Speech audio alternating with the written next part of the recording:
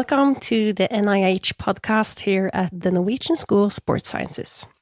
I am Christina, an associate professor from the Department of Sports Medicine, and beside me is Gjermund, the content producer at NIH. Yeah.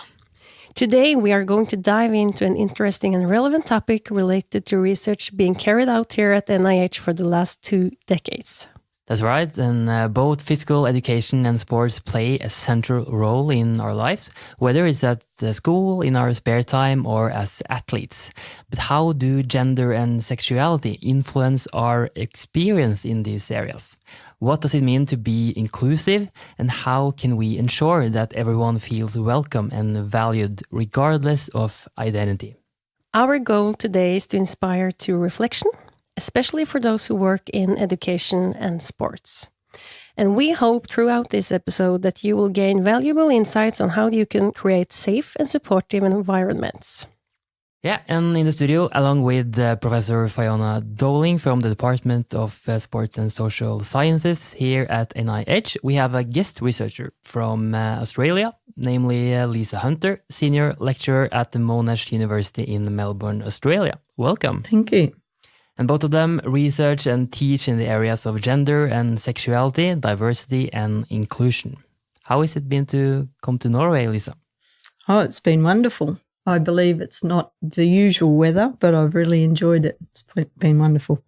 Is it your first time in Norway? No, I was here in, I think it was 1986, and a lot has changed since then. Yeah. And now you are here. So thank you for helping us out to navigate the complexity of today's topic and shedding light on the importance of queer perspectives in physical education and sports. So first of all, how did you both get interested and started to research in this topic? Well, I guess I was experiencing some form of gender awareness from very early days when I was growing up, because certain things were allowed for what I was deemed as girl and other things only for boy.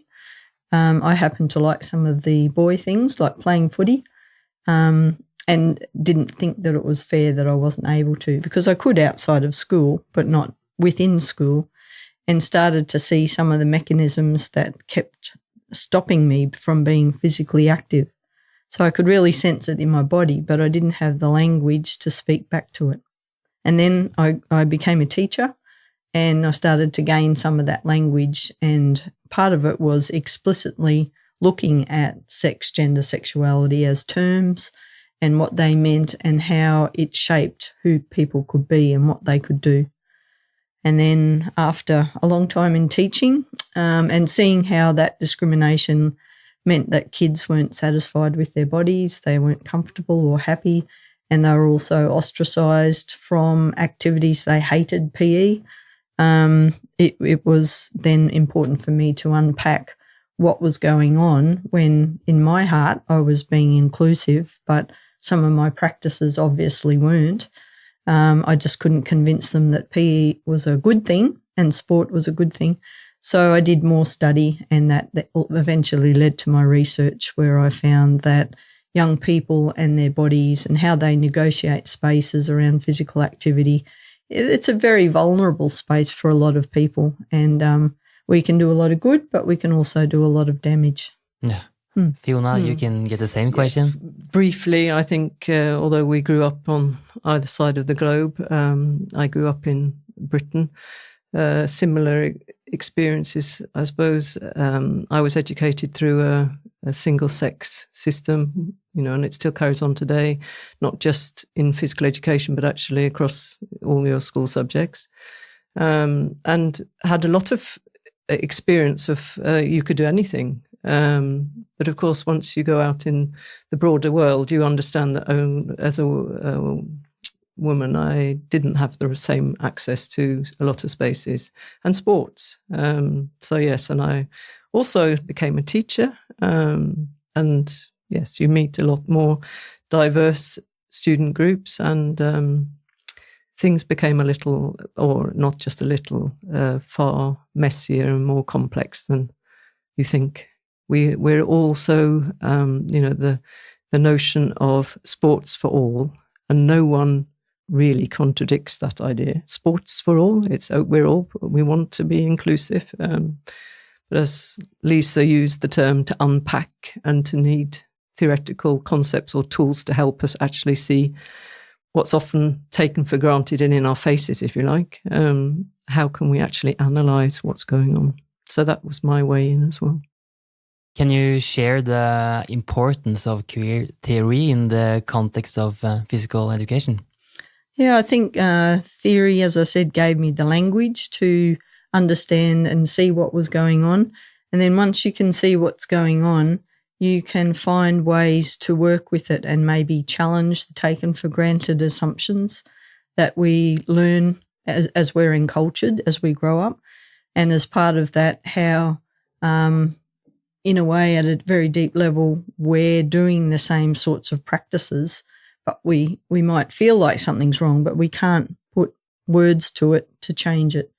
Once you can see things, you can look for ways to change that. And then when you're trying to change and things aren't working, it also gives you a language to understand why the change might not be happening.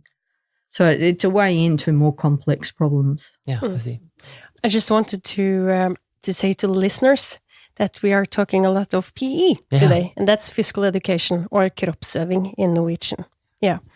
And you talked about your own experiences, Lisa, and how you felt the traditional norms in sports or in physical education, how it was maybe perceived as a negative thing to you. So what is challenging regarding these traditional norms in physical education? I think that at a very deep level, it tells people whether they can or can't belong and participate. So we have an idea that, like Fiona said, sport for all or physical education is to include everyone for learning. But we don't tend to look at the other side of what stops people from learning. So we sometimes undermine our own intentions, and that's not with any intention to harm, but it's a lack of knowing and a lack of reflection, possibly. But also there's the weight of society pressing in that we're not even conscious of. So unravelling all of that to see how we can make real change, not just superficial change, is probably why we're still talking about issues around sex, gender and sexuality when we've known answers and ways forward for many, many years. If I can just add, I'm thinking it's like often we talk about students or pupils and it's as if they're universally interchangeable and they're sort of passive recipients of this experience called physical education, or in Australia it's called health and physical education. And yet the need to see both gender and sexuality, but also other identities, marker, social class or ethnicity, the same sorts of mechanisms that play out. And for me, I was racially blind because, I'm a white person, so I had a privilege. And as a society, that was sort of covered over. So I didn't know I was privileged and didn't know that I had access to a lot of things that, say, our First Peoples didn't have access to just because of the colour of my skin. But I started to understand gender. So after a while, I could also relate to what that means for being an ally for First Nations people. So can you give us a few examples of what kind of challenges queer people meet in sports or in physical education? Like, what are the challenges in everyday life? Yeah. There's a lot of stigma. And it might be in the change rooms or the bathrooms, or it might be on places where bodies are on display. And it's not just around sex, gender and sexuality or queer people. It's in all sorts of realms that people can be discriminated against by their peers, but also by their teachers. One study that I did, a very well-meaning teacher would often silence one of the big girls in the PE class because she spoke back to him, not disrespectfully, but he didn't value what she had to say. And when you really look at what was being said, She was quite clever. She was very able, which usually is a marker of value in PE. But she wasn't given the chance to demonstrate her skills because she kept being belittled by the teacher as somebody who's just disrespectful. So it might be through stigma, it might be through exclusion, it might be through body shaming, it might be through, there are a lot of mean things that kids do to kids, but also systems do to kids. So wearing of particular uniforms, and as I said earlier, if you were male, you could play football. If you were female, you had to play netball. And although the other group might like to play that sport, they weren't allowed to play that sport. But is it like that in Australia still right now? No, things have certainly changed, but there are some very deep things that still go on that make it natural for a girl to play netball and a boy to play football. And it's definitely broken down over even the last 5 years a lot around football. But sometimes that's more about the code promoting itself to a new population rather than it really being about supporting all people to play that particular sport. Yeah. But how can educators incorporate queer perspectives into their teaching practices in everyday life? I think it's important to understand that when we talk about queering, which is what queer theory is doing, it's got two parts to it. One is to pay attention to a minority or marginalised group of LGBTQIA+, or we will say queer or rainbow umbrella people, that it's about paying attention to them so that they are deliberately included. But the second one is more of a turn towards normativity and to break down what is deemed normal and natural, which has been created by society. I mean, it's basically made up, but it creates insiders and outsiders or winners and losers. So who gets to make those rules? And part of queering is to be anti-normativity and to try and realise that the norms are the problem. So the way we think about gender is the problem. We don't talk about patriarchy or misogyny. We tend to talk about women and men or boys and girls. We don't untangle sex, gender and sexuality. And a whole lot of assumptions are made. So the assumption that there is a binary in gender leaves out all the people who don't fit in that binary. And then within the binary, if you're not feminine enough, for instance, in female sport, then that's a whole other can of worms about who can play, who can't, who's safe, who's not, who's attracted to certain physical activity. Just thinking of an example of have some students at the moment and they're looking at the way that women's football, the national team, were presented in the last World Cup. And these, if you wanted to queer the notion of football as a masculine arena and a masculine sport.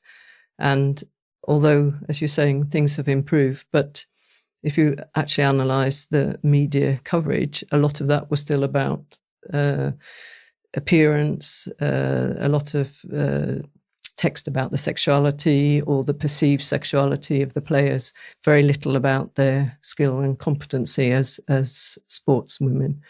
So yeah, often the term, and perhaps students and other listeners think, well, this is a strange term, but just to illustrate in another way, it's asking questions about what at many levels, as I said just now, we take for granted. But we need ways of stopping and reassessing and saying, well, why do we perceive, why do the majority of people still perceive football as something for boys and men?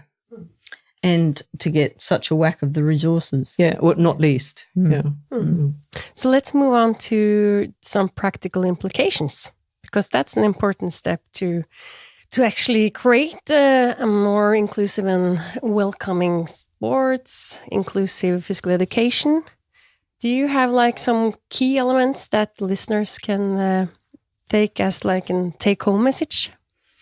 Yeah, I think, like myself, continuing to learn is very important, and being open to learning, to listening to people with lived experience rather than just getting defensive and saying there's no problem here. I know with some sports administrators, they say there are no queer people in our sport. I know I come back and say, I think you'll be pretty sure that there will be. It's just not safe enough for them to be themselves. And that's why we have some people starting up their own clubs that might be a lesbian climbing club, for instance, because they're not safe in those environments. They don't feel welcome. So, some sports and also some schools will fly the flag or put a sticker that's the LGBTQIA flag. So just an awareness around those things rather than dismissing how people feel with lived experience.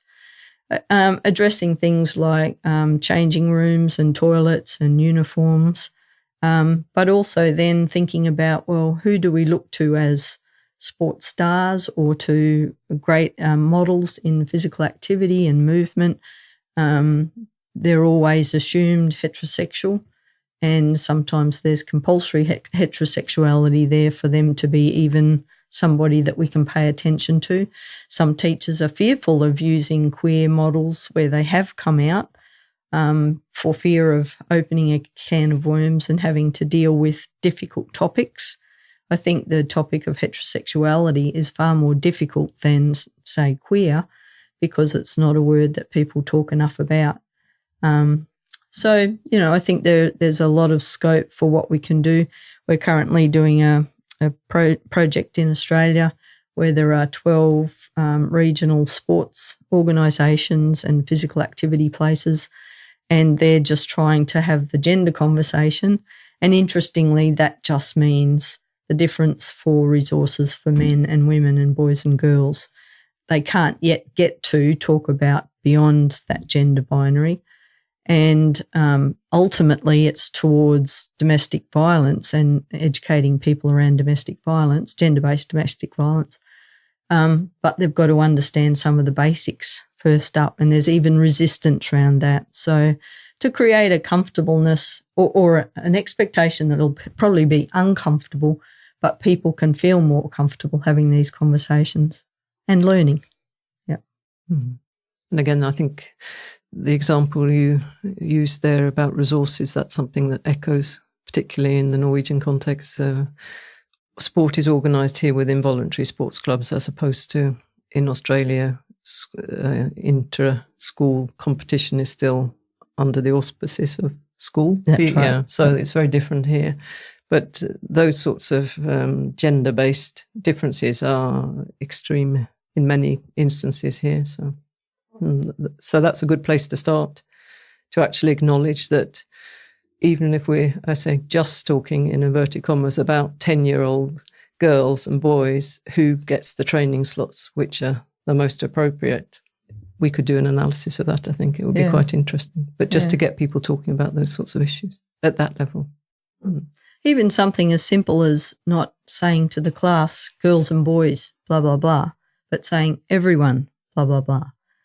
So you're not imposing on a certain gender binary that says, well, if you don't fit one of those, then I'm not talking to you. Mm. So it's how do I bring people in and make them feel like they are being recognised, they are here, and not assuming that you have any particular identities in class. So a good teacher knows how to do that with inclusive language, with the resources that they draw on, and with the values that they champion. So if they really champion inclusivity, they will pay attention and be open to listening and learning.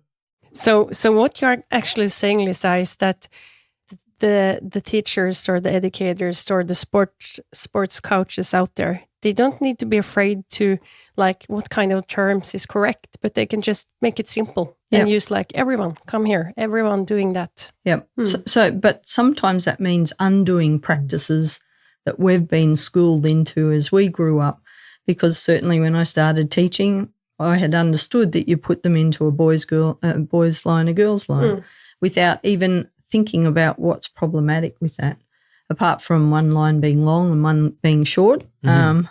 But it's in who you display around your walls. Are they all elite male players, or are they also elite female?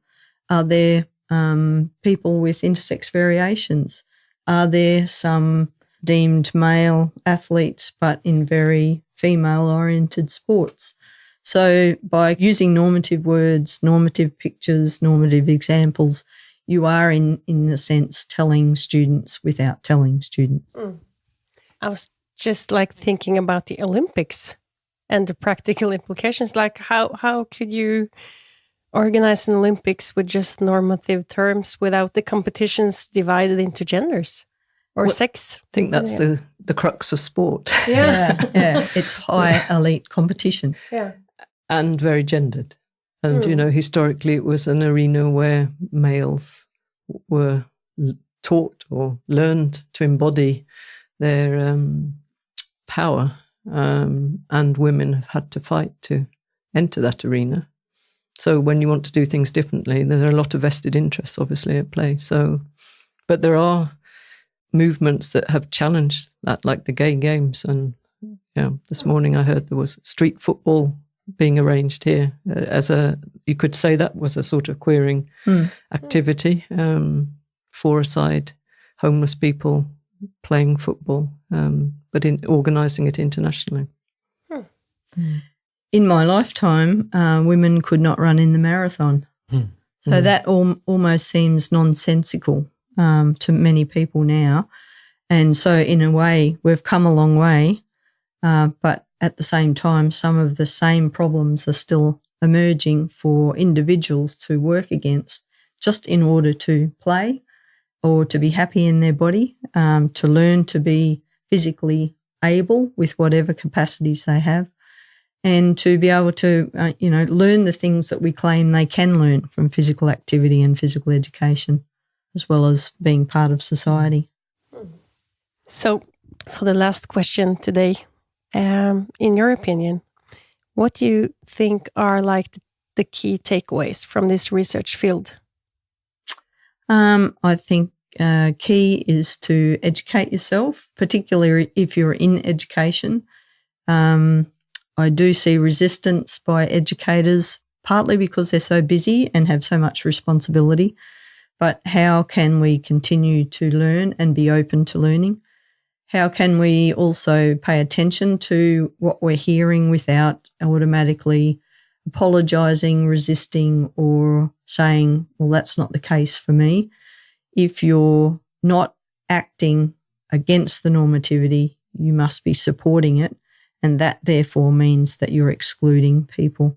And it's also, listening to the lived experiences of kids, parents, other teachers, other sports people who might be experiencing your field or your institution in a different way, and think about how can we make it a better place that other people can belong. Thank you for sharing your valuable insights on this important topic, Lisa, all the way from Australia.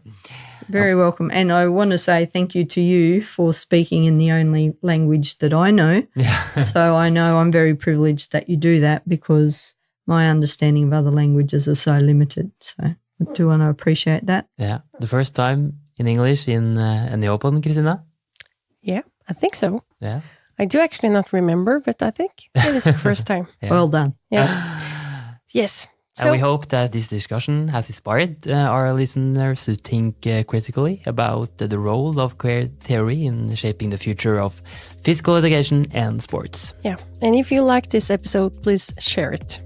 Thank you. Thank you. Thank you. Tack.